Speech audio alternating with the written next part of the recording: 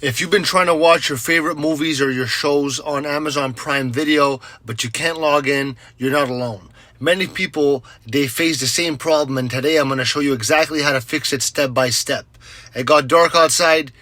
Anyway, here we go. First, make sure that you're using the correct email and the correct password. If you've forgotten your login details, you can easily reset your password through the Forgot Password option. Next, check your internet connection to make sure it's working properly.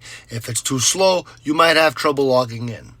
Now, if you're still stuck, try clearing your browser's cache or using the Amazon Prime Video app instead.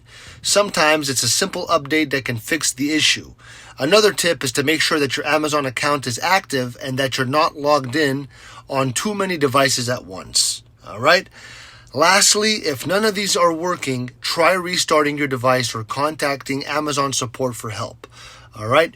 So now, if this video helped you, please leave me a like. I love you. Thanks for being here. Hope this helped. Like I said, I know it's dark outside. Had to get these videos done. See you soon.